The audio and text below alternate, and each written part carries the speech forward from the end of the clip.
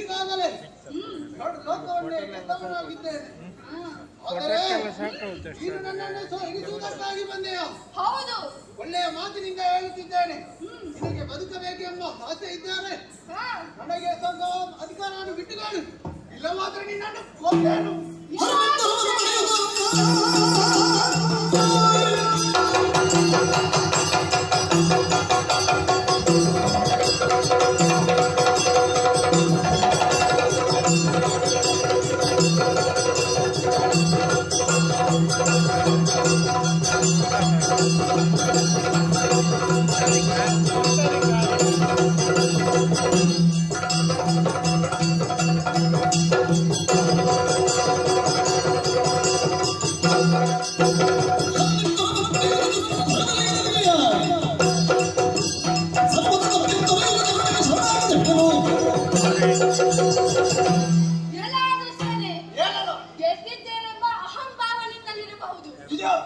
ಆದರೆ ದೇವತೆಗಳ ಸೋಲು ಅದು ಕ್ಷಣಿಕ.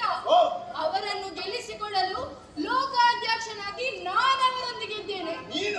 ಮರ್ಯಾದೆಯಾಗಿ ಹೇಳುತ್ತಿದ್ದೇನೆ, ದೇವತೆಗಳ ಲೋಕವನ್ನ ಹಿಂದಿರುಗಿಸಿ, ಇಲ್ಲವಾದರೆ ಸಾವೇ ಗತಿ.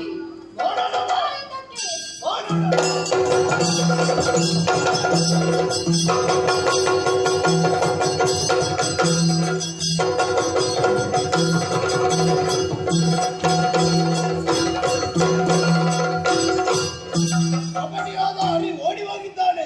ಇನ್ನು ನನ್ನನ್ನು ಇರಿಸುವುದಕ್ಕೆ ಯಾರು ಬರುತ್ತಾರೆ ಎಂದು ನೋಡೋಣ.